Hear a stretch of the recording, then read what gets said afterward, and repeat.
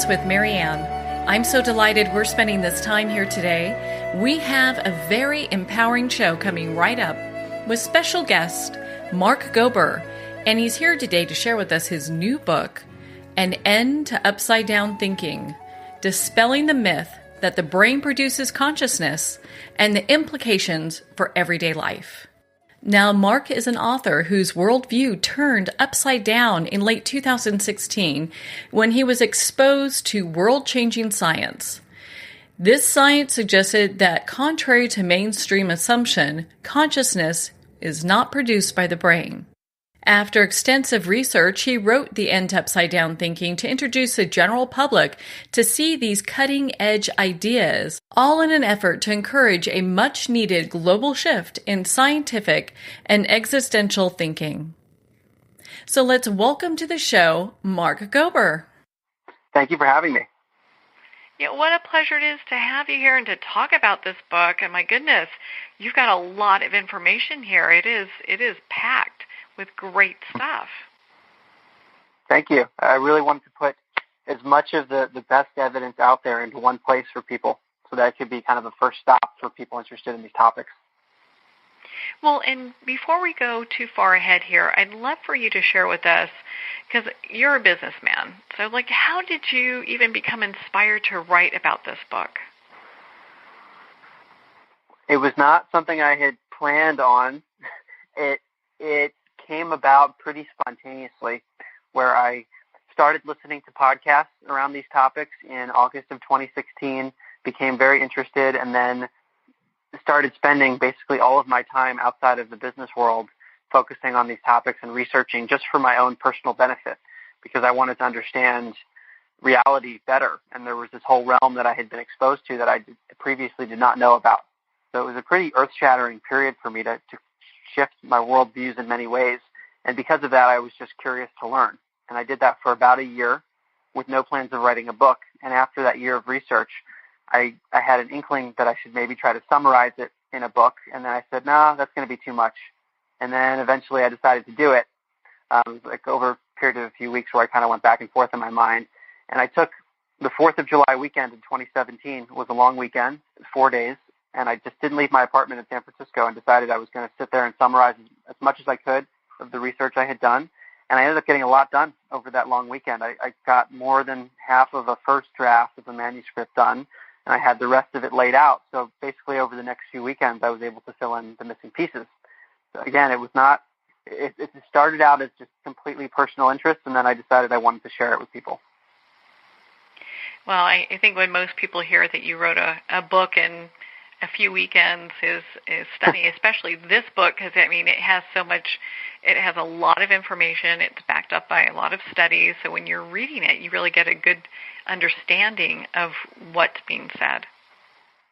Thank you for saying that. I think a lot of the writing of the book, though, did come in that year's worth of research, and it had been organized in my mind. The writing of it was just more of a formality of putting the different pieces on paper and having the appropriate citations. But I had kind of been formulating for myself how I thought about the topics and then put it on paper. Well, and so when we talk about the myth that the brain's producing consciousness, why don't you share with us why that's so important that we're making this distinction? It's fundamental to our existence. Right now, you and I and anyone listening to this conversation, we all have a consciousness. It's the subjective inner experience of being aware that we all have. So it's the fundamental part of any experience in our life. And yet what I discovered in my research is that science has no clue how this fundamental thing comes about from our brain. And the brain is a physical structure in our body, and our consciousness is not physical, in that right now we're all aware, but we couldn't touch that awareness. It exists, but it's not physical. It's subjective, whereas our brain is physical. And this is the big question in science right now. Science magazine has called it the number 2 question that remains in all of science. How is it that our physical brain creates a non-physical consciousness? And to me, that was a mind-blowing discovery, the idea that this fundamental part of our existence is still not well understood. Well, and so what are some ways that you were able to determine that that is not the case, that this whole thing that the brain produces consciousness is more of a myth? There are a number of reasons why that people think the brain produces consciousness, and it is largely, I think the biggest reason is due to the correlation between what happens to our brain and the type of conscious states that we experience. So if someone, let's say, gets in a car accident and has brain damage, that person might have a corresponding memory loss. So we can see we shifted the brain and we shifted consciousness. We can do that in many other cases. And this is what neuroscience spends a lot of time on, is looking at how we change the brain and how it shifts consciousness. The potential problem, and what I would say is a problem based on the research I've done, is that we are tending to assume that because there is such a strong relationship between the brain and consciousness, that the brain must therefore be producing or causing it. And just logically, that is not a conclusion we can make. And I'll give an example from Dr. Bernardo Castro, who I cite a number of times in the book, who says if you imagine that there's a fire and lots of firefighters show up, then you have a larger fire, more firefighters are showing up. So in the case of the fire, there's a strong correlation between the size of the fire and the number of firefighters that are appearing. In that instance, though, we don't say that the firefighters are causing or producing the fire, even though there's that relationship. And that's what most of my book is devoted to, is saying, okay, let's say the brain's not producing consciousness. What is an alternative explanation to explain why the brain is so related to our conscious experience? And there are two analogies that I think were helpful to me when I got into the research. One is to view the brain as being like an antenna receiver for consciousness. So in the same way that if you're watching TV and the antenna gets broken, then maybe the television show that you're watching becomes scratchy on the screen. But it's not because the signal was damaged. The signal came from outside the television set, and the antenna is the processor of consciousness, of the signal for TV. But analogously, it's like the antenna is the brain is the processor for consciousness. Another analogy that I think is actually a bit more precise is to say that the brain is like a filtering mechanism for consciousness, where if consciousness is like the sun, then our brain and our thoughts and our emotions, they're sort of like clouds that block the rays of consciousness. So the brain is actually a limiter to what we perceive. And there are a number of instances in the book that I discuss, such as the near-death experience, where a person has little or no brain functioning, and yet they have an enriched consciousness. There's a pattern of actually reducing what happens to the brain, where we see enrichments in consciousness, which matches this idea of the brain as a filter. Mm. Well, and so in your experience and with the research that you've done, why do you think that science is kind of behind the curve when it comes to the discussion of consciousness?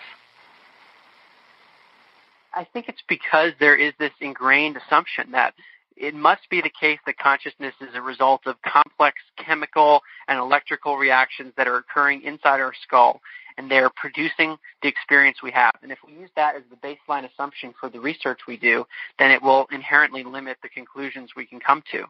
And that's why I wanted to write, and I did write a whole book, which is hopefully forcing us to look at that assumption, which to me is just often overlooked. It's a foregone conclusion that consciousness is produced by the brain. So why even examine that question? And it was something certainly that I had never even thought to question. I thought we already knew the answer, that consciousness is just a product of the brain, and it's because our brain is complex that it happens. So to me, it's a matter of hopefully opening people up to looking at the assumption and saying, wait a second, it is an assumption that the brain produces consciousness. And given that that's an assumption, why do we think it's true? And are there alternative explanations? And that's what I'm hoping to do. Do you sometimes feel like an explorer on the edge of the flat world discovering it's round? It feels very similar to that. And I think throughout history there have been cases of new discoveries where there was a conventional way of thinking, and then it was challenged. People thought that new idea was crazy. So germ theory is a good example, where we used to think it was crazy that little bacteria that we can't see could make us sick and potentially even kill us. And then with the advent of the electron microscope, it became clear that there are little critters that can make you sick and potentially even kill you.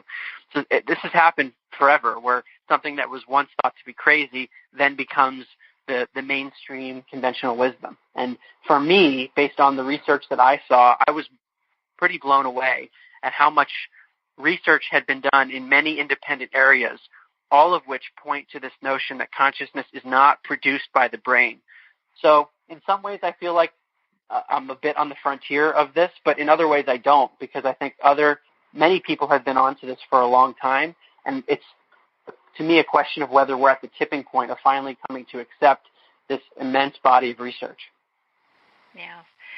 There's a lot out there, and we're kind of in this era where it's being discussed more commonly. Before they would burn you at the stake or something like that.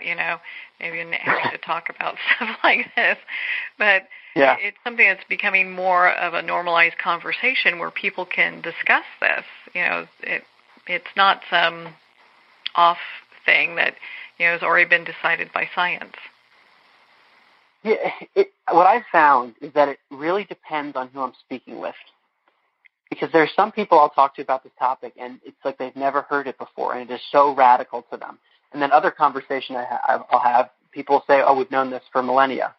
And so that's another reason why I felt like the book needed to be written, is that there is an unevenness in how the information has been disseminated.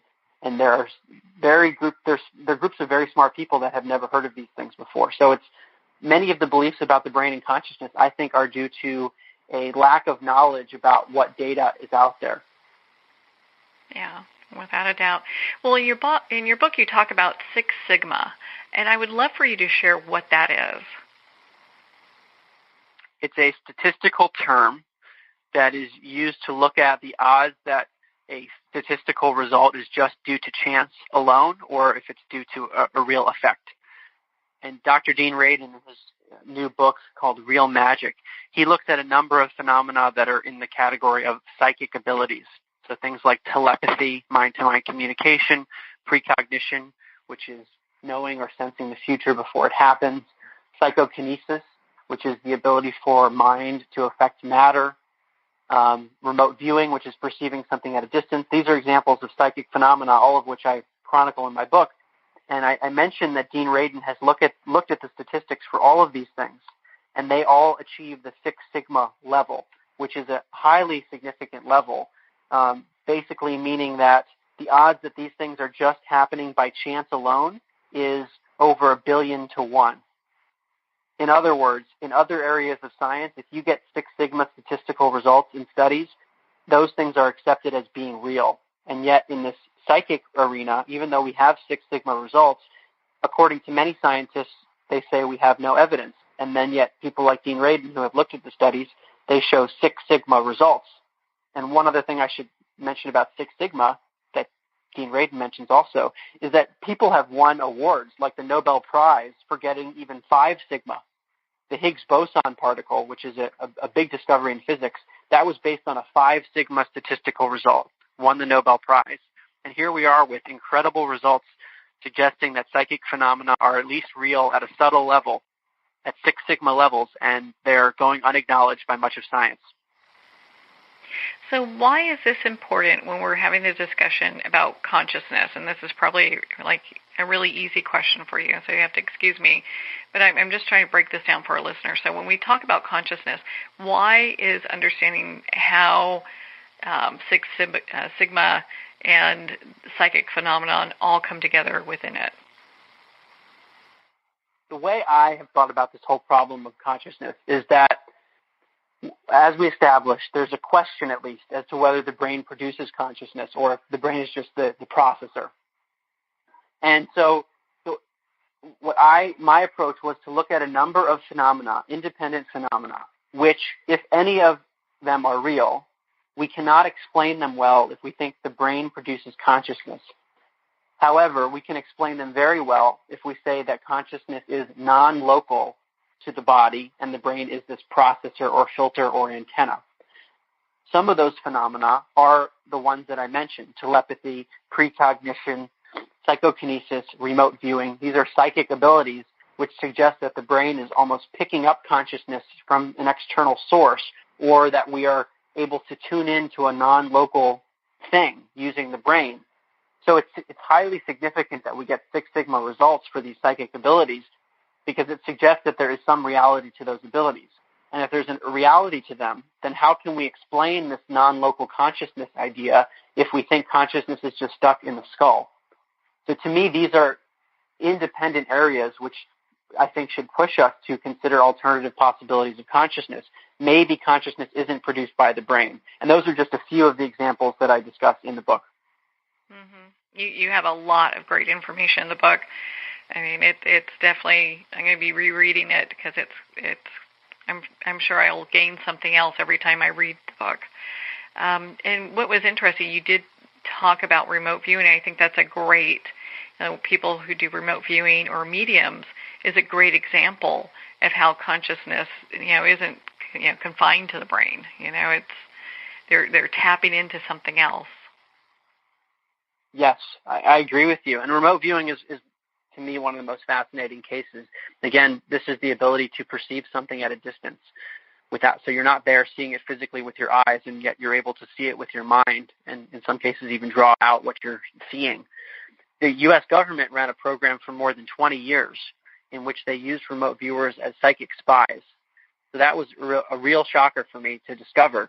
And even more than that, I discovered that the CIA has declassified documents from the Cold War era that talks about how remote viewing is a real phenomenon, and I was able to include those documents in my book. So at least the CIA's documents internally, they're saying that this was a real thing that was used.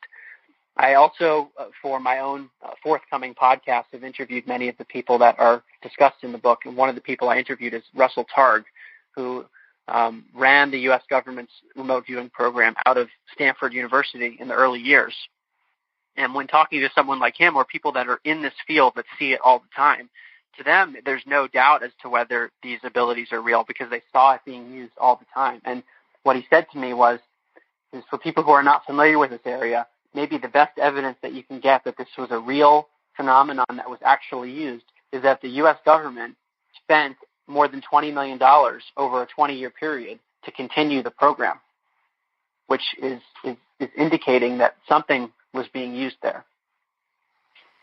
Yeah, without a doubt. I mean, and you look at, being able to use that, you hear about other governments doing the same, so there is some value there. Yes, and my understanding, at least in the Cold War period, is that the U.S. became interested at first because the Soviets were using remote viewing, and the U.S. wanted to have this ability. So there were also cases where it was really critical to have it. In one instance, there was a Soviet bomber that went down in an African jungle that the conventional radar systems could not find. And the U.S. government was able to call on its remote viewers to locate where this thing was, and it had code books and top secret documents. So the U.S. was able to find this downed bomber in the African jungle based on remote viewing. And actually that's something that former U.S. President Jimmy Carter has confirmed. This is very interesting. And I know in your book you also talk about people who have had near-death experiences, and you touched on that briefly earlier. There's that sense of, the brain, they can have no brain function. They've passed for a moment, and they have this experience, and sometimes they can even see what's happening in the room when they've coded. It's very interesting just what happens at that point.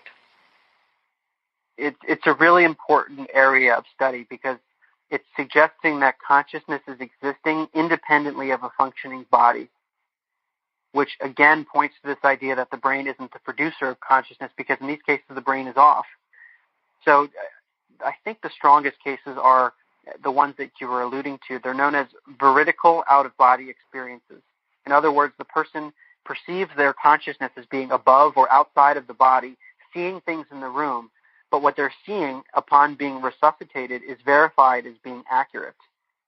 So this goes directly against some of the hypotheses that the near-death experience is just a hallucination that the dying brain is causing or producing. Whereas if it were a hallucination, we wouldn't expect people to be giving real accounts. And there have been even some some pretty well-done studies on this.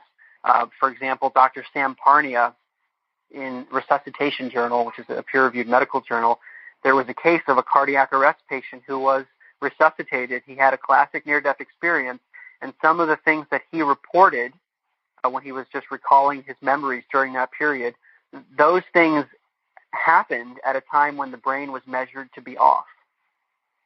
So they have timestamps of the things that he saw because they were related to some of the medical equipment. So, for example, he heard the noises the defibrillator was making. He described the noises, and they said, oh, wow, that was exactly the noise the defibrillator made, and we know when it made those noises because we have the medical records, and that was during a time at which you should have had no brain functioning, capable of making a memory like that.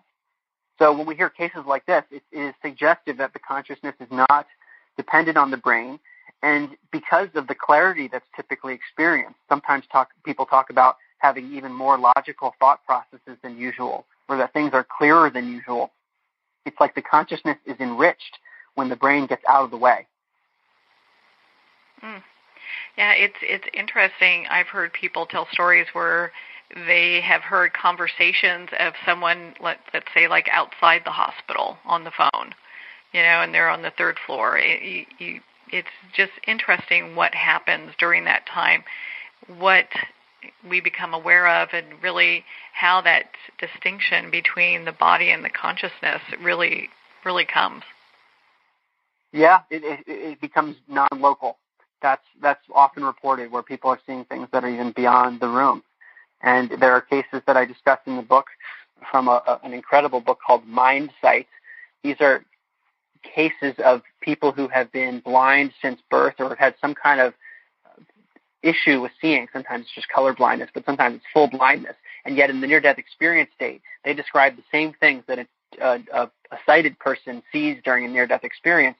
And some of the things that they see are verified as being accurate when they come back into their body. And when they come back into their body, they return to their state of not being able to see. Wow, it's pretty interesting. Well, I know in your book you also, kind of list what some of the basic elements of NDEs are. And we don't want to go over all of them, but I'd love for you to just share a couple. I'm glad you said that because to me it's one of the most mind-blowing things that I've learned about. It's a hint into what might happen when we physically die, even though we can't know that for sure because the person obviously didn't actually die because they are resuscitated and come back in their body. But that said, there are things that are often reported in the near-death experience, and these things have been reported throughout the ages, dating back to Plato, the Egyptian Book of the Dead, the Tibetan Book of the Dead, and in the last few decades, we've gotten more and more reports of this because our medical technology and our resuscitation technology have gotten so much better. And now we're bringing people back, whereas previously our medicine would not have been able to bring these people back. One of the things that's often described is a feeling of ineffability. And this is critical. Ineffability means that it's difficult to put the experience into words. And I think this is one of the reasons it's been so difficult for people who've had near-death experiences called NDEers. The NDEers have had a hard time conveying their experiences to people is that it's difficult to use language. So if you haven't had that experience, it's hard to relate to an NDEer. And that's almost universally what's discussed is ineffability. But beyond that, people talk about having very positive emotions. They talk about a feeling of unconditional love. They have heightened senses, as I mentioned, where they're sometimes thinking more clearly than usual, but they're also feeling more alert than usual. They have an out-of-body experience. And during that out-of-body experience where they're hovering over their body in the room or elsewhere, there's typically an acknowledgement of being dead. So they realize that something has happened to their physical body, but their consciousness is still functioning. There are descriptions of other realms. Sometimes they're described as heavenly realms, where it's kind of this blissful area where there's a feeling of unconditional love. They talk about a tunnel that they see. They encounter mystical lights or beings or deceased relatives. They talk about how space and time are different. And sometimes they are even given special knowledge or understanding of things that shifts their perspective when they come back. But to me, the most mind-blowing thing, maybe that I've learned of everything, is what's known as the life review that is reported during the near-death experience, where the person is reviewing their life, and they're seeing what happened to their life in a flash, observing how they treated people. And in some cases, they experience those events or re-experience them through the eyes of the people that they affected during those events. And I can give an example from Daniel Brinkley, who I also interviewed for my podcast. He has had 4 near-death experiences. One he was electrocuted to when he was in open-heart surgery, and another one in brain surgery. But he, interestingly, had a life review every single time. And each time he started from the beginning of his life and re-reviewed things, and then whatever was incremental, he reviewed that. That was the new stuff. But for him, he was a Marine in Vietnam, and there were a number of people that he killed. So during the life review, he experienced the deaths of the people that he killed and felt the pain that they went through. But not only that, he experienced the pain of those who were close to the people that he killed. So it was like an indirect experience. He got to see the ripple effect of what he had done. So when he came back into his body, and this is often reported, people's values shift because they see that life seems to be really focused on how we're treating other people and less about materialistic gains. So it's not about what kind of car we drive, it's about how we treated people, and whether it's people close to us or the cashier at the store. And that's I think a really important thing to keep in mind, because it's a life review is a real thing that we're all going to go through. And if you talk to people who've had near-death experiences, they will typically say, look, this is just part of the life process, is that we have a life review. That, I think, could really shift one's perspective about how we're living on a day-to-day basis. Well, on that note, we're going to pause here for a quick break. We've been speaking with Mark-Gober in regards to his new book, An End to Upside-Down Thinking. You've been listening to Moments with Marianne. We'll be right back after these messages.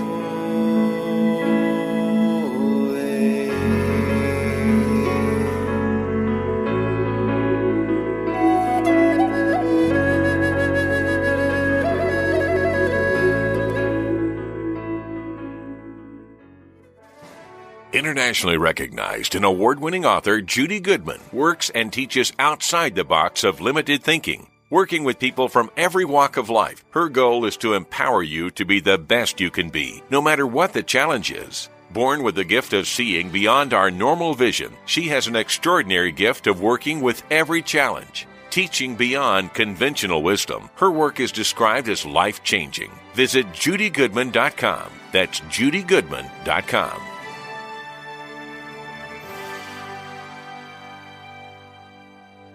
There comes a moment when you realize you're somewhere special, when you discover that each beautiful creature that you see has been rescued from a life of absolute horror and brought to this incredibly free place. Here's where their lives were forever changed, and where yours will as well. Discover over 500 tigers, bears, and lions at the brand new visitor center at the Wild Animal Sanctuary just outside Denver. For more information, visit wildanimalsanctuary.org. Discover true freedom at the Wild Animal Sanctuary. Have you ever had the sense that your thoughts might actually be doing something? Ancient secrets of manifesting have been masterfully revealed in the award-winning book Manifesting 1-2-3 by Ken Elliott. For the first time, the author's experiences and stories in this book describe exactly how your thoughts can create anything. You've been doing this all your life, but it's never been fully explained for you until now. Visit manifesting123.com for more information today. Manifesting123.com. There are nearly 2 million Americans living with amputation. Many live right here in San Antonio. Becoming an amputee can be scary, frustrating, isolating, but there's no reason to feel alone. The San Antonio Amputee Foundation is here to help support you and guide you toward resources such as home and car modifications and even prosthetic limbs. For more information or to make a donation, visit saamputee.org. We'll help you live a full, active life, one step at a time. San Antonio Amputee Foundation, healing limbs, hearts, and souls.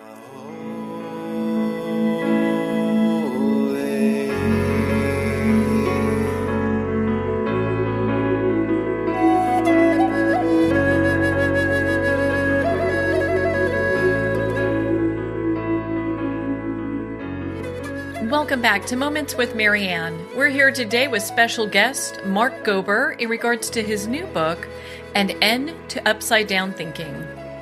So Mark, before we went for break, we were talking about life review and that everyone has to go through that and the implications it has. that how people who've had near-death experiences share that every single person goes through a life review. So it's kind of a marker in the road for us to be as kind and compassionate as possible as we can to people now. Totally. I think that's what it's showing us, and that's what people are experiencing firsthand. What they often talk about is they realize it's not only how they're treating people, but it's the intent behind the treatment. And like you say, it's about being a good person, things that we kind of know innately. Usually in the life review, in the near-death experience, people, when they see they didn't act well towards a person, there's this sense that they knew better deep inside. So it actually brings a sense of personal accountability, which I've heard multiple reactions to this. Some people say that the life review is like a beautiful thing that is teaching us a lot about life. Other people are afraid of it because it brings a sense of personal accountability that we will see how we acted towards people, and we're kind of judging ourselves. We're our own harshest critic. Well, then if that's the case, then we have the option now to make the right decision, so the life review isn't as scary. When we get to that place, we can make those changes. That's a great point, and it's something that people who have had near-death experiences often make. They say, look, you don't have to go through cardiac arrest or open heart surgery or something traumatic to have the learnings.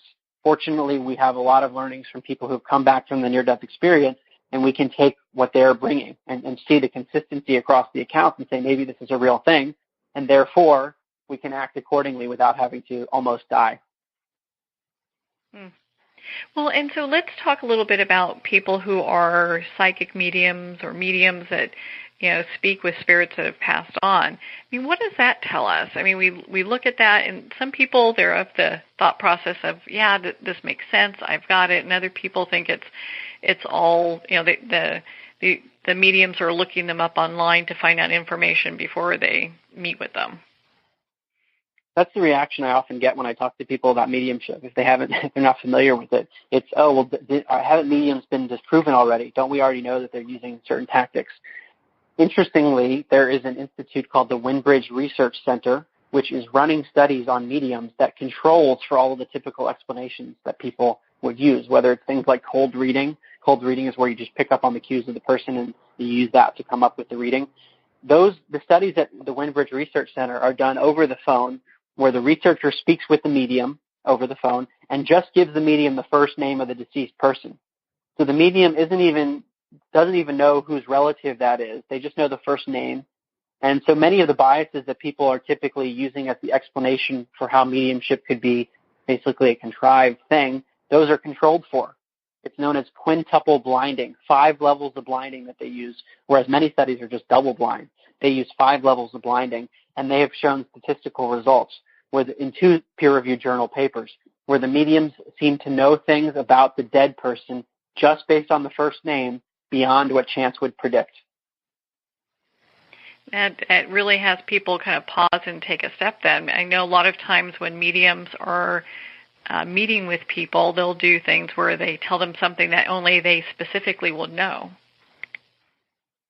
Right. They know very specific information sometimes. That's another important point. I've heard the argument, well, if they're not 100% right, then they're fraudulent. And I think that is maybe a misinterpretation of how these abilities seem to work. It's not whether people are 100% accurate. It's whether they are accurate beyond what chance would predict. That means there's some kind of transference of information that is not conventionally explained. Whether it's something so specific like you mentioned or something more subtle, we have to be able to account for something that would be an anomaly beyond chance. And that's what seems to be happening over and over again, is that there are these anomalies that we would not predict based on the conventional models. And mediumship to me is one example of that, additional example of that.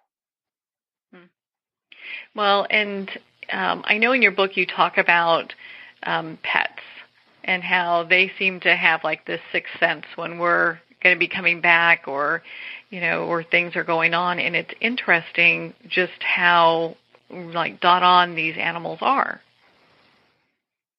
It is amazing in some cases. The research in this area has been somewhat limited beyond many pet owners who report these things.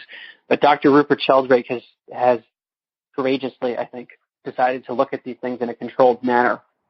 The strongest cases, to me, are instances where dogs seem to know that their owners are coming home. And there was one pair of dog owner and dog, Pam and JT is the name of the dog, that Dr. Rupert Sheldrake studied, where he would send Pam off miles away from home in a cab. So what he's trying to do is control from many of the conventional explanations, which is, well, yeah, the dog knows when the owner's coming home because the dog knows that the owner comes home at this time, or the dog can hear the sound of the car, or many things like that. So he has the owner go far away, miles away, where we can't say that it's sound or smell. It's not even in the owner's car. It's at a random time. And the owner doesn't even know when she's coming back. Pam is told at a random time, okay, it's time for you to go in the cab and drive back home in the cab. And what they see when they have video cameras on both Pam and the dog at home is that the dog seems to go to the window more often when she is on her way home. And actually, there are videos on Dr. Sheldrake's website where you see that Pam is deciding that she's going to go home. She's told it's time. She starts walking to the taxi, and then the dog starts going to the window. So it's like the dog is picking up on the intent. It's like a telepathic communication. That would make sense. I mean, my dog used to do the same thing. So every time I come back, he's like at the window, and I would watch him because I had cameras at home. So I'd watch him during the day to see how he was doing. And then as I'm coming home, and it was different times, he would be ready. He'd be at the window waiting, you know. People often report this, yeah. And I would love to see more studies on it. It's nice that Dr. Sheldrake found a few pairs of owners and dogs. I think there are probably more instances than we realize. It's just not studied very much. Yeah, it's just how that link, well, which kind of brings me to my next topic I want to chat with you about, telepathy, you know, because it seems to be that when we talk about that connection people have with their pets, you know, people can, in you know, as far as telepathy is concerned, you know, there's that sense as well. Yeah, I mean, the reason I included a chapter on animals is that it's something that many people relate to, and there is research on this with animals, but we see these same effects in humans. So to me, the notion that animals, which also have brains, that they could do these things too, that just seems like a logical follow-on. When we talk about telepathy as studied in humans, the best study in terms of statistics is known as the Ganzfeld experiment, and the basic design is as follows. You have one person in a room, we'll call him Bob, and he's put into a very relaxed state. You have another person in another room named Jane, and Jane is shown by the experimenters pictures or movie clips or something visual. She's told to try to mentally send what she sees over to Bob in the other room. And Bob doesn't know what she's looking at. Jane and Bob don't even know each other, and they don't have any claims of being ultra-psychic. Like at the U.S. government with remote viewing, those were kind of the superstars, like the Michael Jordans, if we think of psychic abilities as being on a distribution. You have some people that are outliers of being really good, and then you have the general public. These people in the Ganzfeld experiment studies, these are just average people that don't have any special claims. So Jane follows the instructions, and she says, okay, even though I don't claim to have any abilities, I'm going to try to mentally send what I'm seeing to Bob in the other room. Bob, at the end of the period, is shown 4 pictures, one of which Jane was looking at and allegedly mentally sending to her. And he's asked to pick which of the 4 was Jane sending to you, even though he's never seen it before. Chance would predict, if there were no effect, that Bob would guess correctly 1 out of 4 times, or 25%. However, what the experimenters find when you combine the data from many experimenters over many decades is that it's closer to 32% that Bob is correct. So that deviation versus the 25% that you'd predict by chance, when we look at statistics going back to Six Sigma, it's at that level where the odds that this is just a chance occurrence is more than 1 billion to 1. In other words, there is some effect, even if it's a small effect, it is a real effect that statistics is picking up, which our current science is not accounting for. Well, that's something to pay attention to. So when you hear that, then it's like, okay, you know, we've got stats here that are telling us something that we really need to look at, because if it's just by chance, I mean, it wouldn't even register. If it were just chance, we would see the number approaching 25% over and over again. And yet it's not. It is approaching a higher number, which suggests that some information, even if it's subtle, is transferring between Jane to Bob mentally. And to me, it actually, that result makes sense, because in our daily lives, most of us at least are not fully telepathic. We don't know what everyone else is thinking. But we do have instances sometimes where we think of a person and then we get a text, and it's not someone we've thought about in a long time. And it's like, wait, was that a chance occurrence, or was I picking something up? And so I think many of us have these experiences that we can write off as chance occurrences. But when we look in the lab and we see this slight deviation from chance, we might be able to explain some of those daily occurrences as being subtle telepathic events. Well, it'll be interesting. You can either think, am I picking something up or am I causing it? That's a good point. I think for any given instance, it's hard to know what is at play. But in these studies, they're isolating the variables pretty well. And the only thing that's changing is that the person is either sending the mental intention or what they're seeing or not. And we're seeing a deviation from chance based on the person mentally sending something. And to me, when you combine it with all the other information, it's suggesting again that consciousness is transferring from one to the other, which matches this idea that consciousness is not localized to the body. It's a good thing my dog couldn't do that, because he'd have me buying chicken for him all the time, But you look at this, and a lot of this cannot just be explained away. So when you look at what's happening and the connections that people are making, there's something there, and that's why science. We have different scientists that are doing the research and doing the work to uncover how these things are connecting. How are we connected together? Yeah, I'm glad that scientists are looking at it, and it's coming from a number of different places. So we've talked about psychic abilities and near-death experience and mediumship, but also the underpinning of reality, which is quantum mechanics. That is also pointing in this direction too. There's a phenomenon known as entanglement, where you have two particles. One is here, one's far away, so they're physically distant. When you affect one, the other one that's far away mirrors it at the same instance. So you affect one, the other one's affected at the same exact time, which suggests that there is a hidden connection because there's no time that has lapsed, and yet these two things are simultaneously reacting. So Albert Einstein did not like this because he thought the speed of light was the fastest that anything could travel. He called this spooky action at a distance, and in fact tried to disprove entanglement because it went against his theory of the speed of light. So in trying to disprove it, he ended up further proving that entanglement is a real thing, and that has been confirmed over and over again. So we see in physics that there are non-local connections, and it's led many people to say maybe this is related to the anomalies that are accumulating, whether it's telepathy or otherwise. And we've seen people like Dr. Gene Radin from the Institute of Noetic Sciences. He wrote a book called Entangled Minds, which gets to this idea that maybe we are part of an interconnected consciousness that explains telepathy. And then there are people like Brian Josephson. He's won a Nobel Prize in physics. And he has said he thinks that telepathy is real, and he thinks that quantum mechanics might help us explain how it works.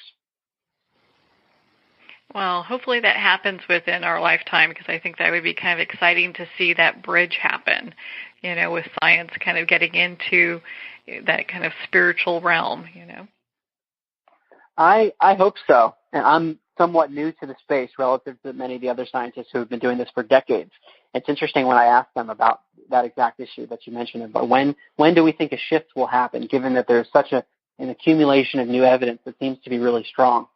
And for me, it depends on who I speak to. Some people are pretty pessimistic because they've seen all the evidence accumulate throughout the decades, and to them, this stuff should have been proven a long time ago, and yet it's still considered out there science. So to them, they think it's going to take a really long time before these things are accepted as being real.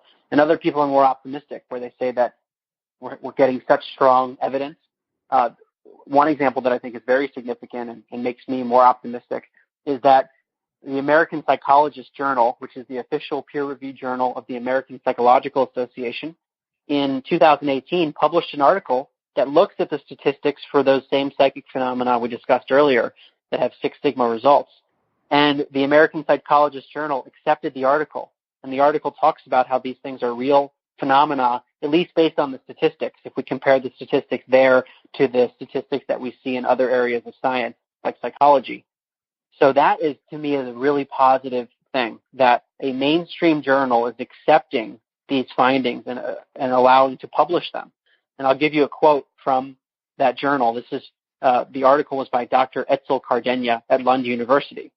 He says, direct quote, "The evidence provides cumulative support for the reality of psychic phenomena, which cannot be readily explained away by the quality of the studies, fraud, selective reporting, experimental or analytical incompetence, or other frequent criticisms. The evidence is comparable to that for established phenomena in psychology and other disciplines." Again, that's in a mainstream journal from the American Psychological Association. That, to me, is reason for optimism.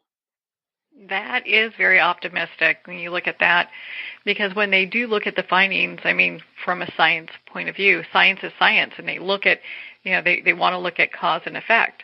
So there they go.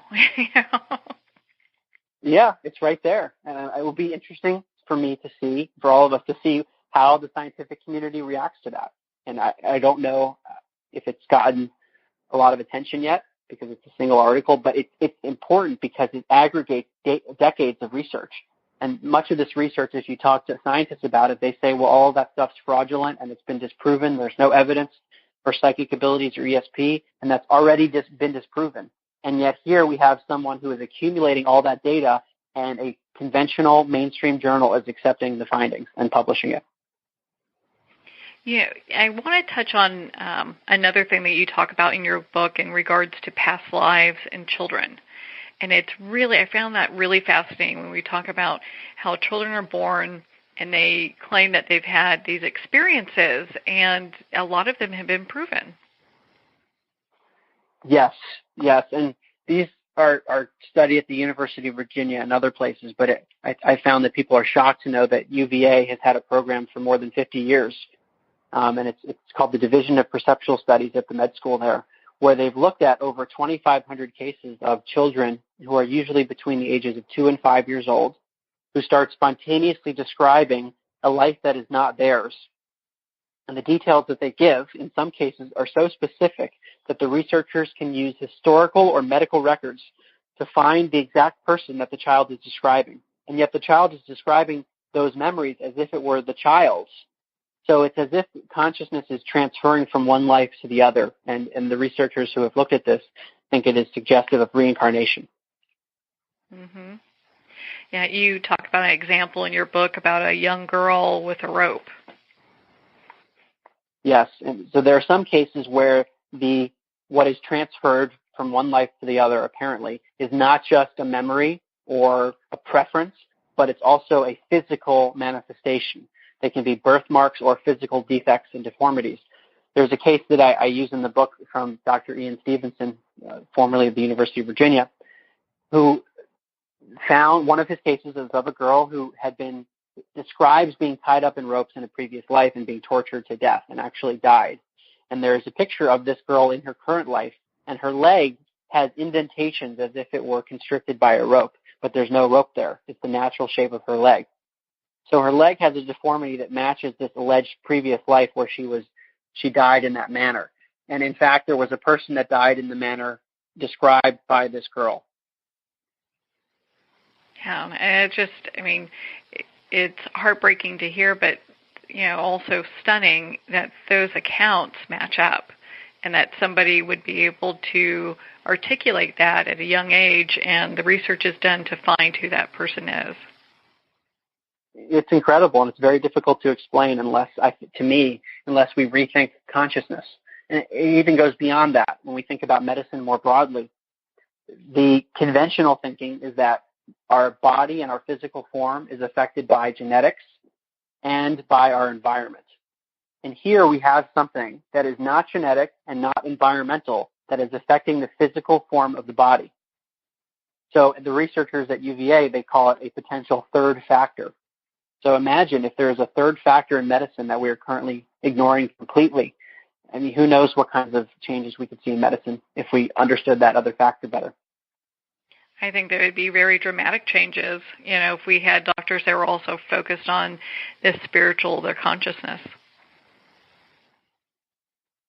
I agree. Right now it's a very materialist or physicalist way of thinking, and that is the idea that everything comes from matter, including consciousness, and consciousness just comes out of the brain, has no effect on the physical world, has no effect on the body in that way. And here, for many examples, whether it's children with past life memories or the chapter I have on psychokinesis, where the mind seems to have an effect on matter, that puts into question some of those assumptions. So if mind or consciousness is affecting matter, then we have to think about the effect on the body and think about alternative ways of treating illnesses. I know you mentioned earlier that there was a part of research that really surprised you when we were talking about NDEs. Was there anything that really shocked you as you were doing your research for this book? So much of it. I mean, basically everything that is in that book, it was something that totally surprised me when I was doing the research. I couldn't believe that it was something that had been shown by researchers, and I had never heard of it before. And I think that's actually one of the counters that people will give, which is that, wait, if these things were real and they're so extraordinary, then I would have known about them already. I think for many reasons it's kind of been swept under the rug. Maybe the U.S. government program and the fact that there are declassified CIA documents which very explicitly say that these phenomena are real, that was shocking in that it was so explicit. And one of the quotes from the documents that I show from the CIA in my book, remote viewing is a real phenomenon. That's what it says. That is true. When there are people that are really gifted at doing that type of stuff, and so it's really interesting when you look at that, and then to have a government say, "Oh yeah, this is a real thing. We think it's valid. We're even putting money behind it." It says a lot. I think so. And when we put it together with all the other independent areas, they converge to question the assumption that the brain produces consciousness, and they can all be explained if we view consciousness as being this fundamental aspect of reality, sort of like is described by Dr. Bernardo Kastrup, who says that all of reality is like a stream of water, where water is consciousness. Each of us is a whirlpool within that stream, meaning that we're made of water, i.e. consciousness, but we have individual localized experiences because there are these perceived boundaries. However, we're all connected as part of the same stream of consciousness, so consciousness is effectively everywhere at once, and that might explain all of these phenomena. That's a really great description. I love that. Because it puts it where you can really visualize, like, hey, I'm still an individual, but I'm connected to everything. Right.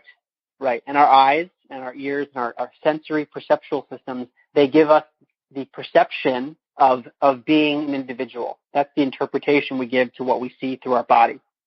And so that is part that has to be explained because we have that perception, and we can explain it through the localized whirlpool. And yet we have these other phenomena that are described, whether it's a near-death experience where people they're talking about other realms. It's sort of like there's this much broader stream out there. Our brain and our body, they limit what we perceive so we don't see the broader stream. However, it still exists. My goodness. So when we look at all this information, we barely touch the tip of the iceberg on this. I mean, there's so much information in your book, An End to Upside Down Thinking. When we look at that, what is the implications for our daily life? Well, if we think about the whirlpool analogy, if there's a whirlpool that stops being a whirlpool, in other words, it kind of delocalizes, the water flows back into the stream. It doesn't leave the stream. It just transitions into a new form, which suggests along the lines of mediumship and near-death experiences and children with past life memories, it's all the same implication, which is that when our body dies, our consciousness doesn't die. It just transitions into a new form. And that to me was a groundbreaking idea because I had always assumed that consciousness came from the brain, and when the brain dies, then that's the end of consciousness. There are no memories, no feelings, because they all come from the brain. So how can you have a consciousness when your body dies? This model that we're talking about predicts that consciousness survives when the body dies. And that has huge implications for how we think about our own life in the context of this much broader reality. And I think it could impact how we think about death and whether we should actually fear it in the way that I think we are maybe taught to fear it.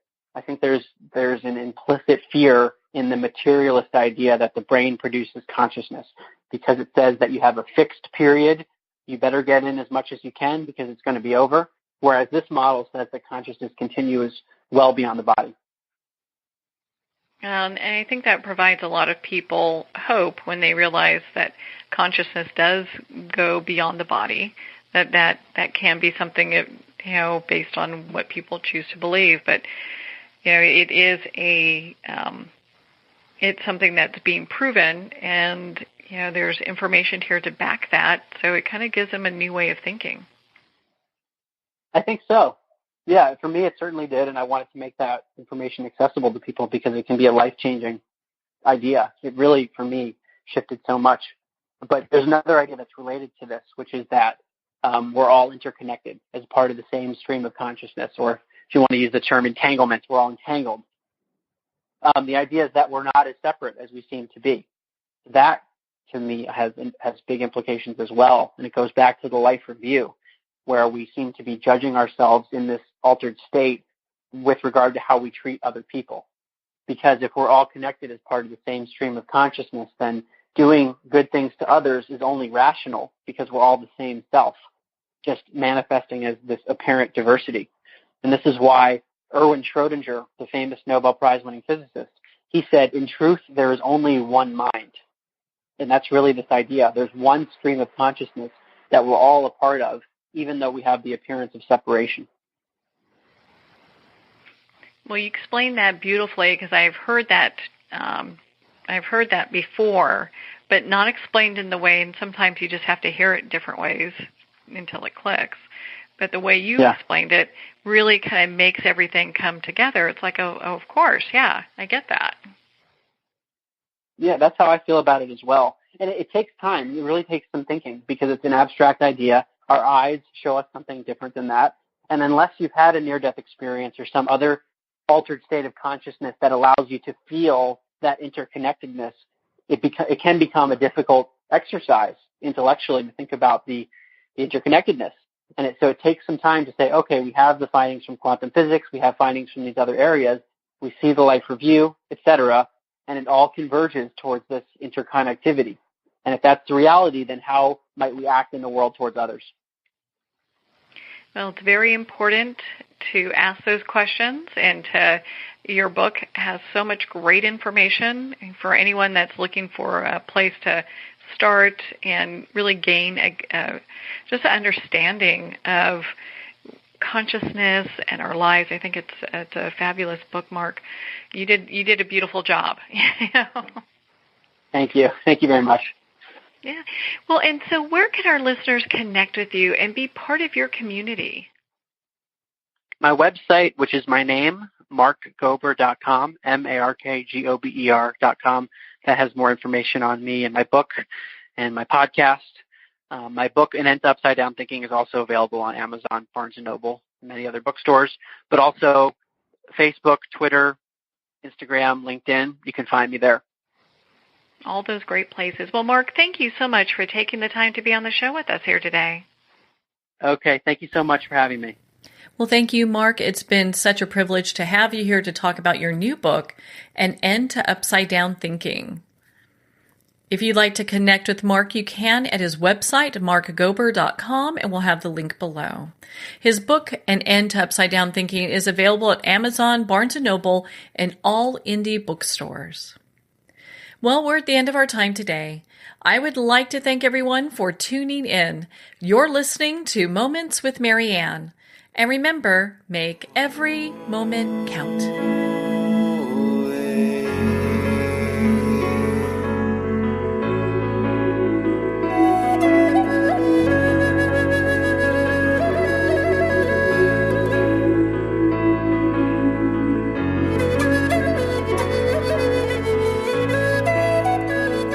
In a single moment, your life can change. Moments with Marianne is a transformative hour that covers an endless array of topics with the best of the best. Her guests are leaders in their fields, ranging from inspirational authors, top industry leaders, and business and spiritual entrepreneurs. Each guest is gifted and a true visionary, a recognized leader in her own work, and while teaching others to develop, refocus, and grow, Marianne will bring the best guest and sometimes a special surprise. Don't miss this. You never know just which moment will change your life forever. Moments with Marianne airs every Sunday, Monday, Thursday, and Friday at 8 p.m. Eastern and 5 p.m. Pacific Time. Make sure to tune in and visit momentswithmarianne.com for more information.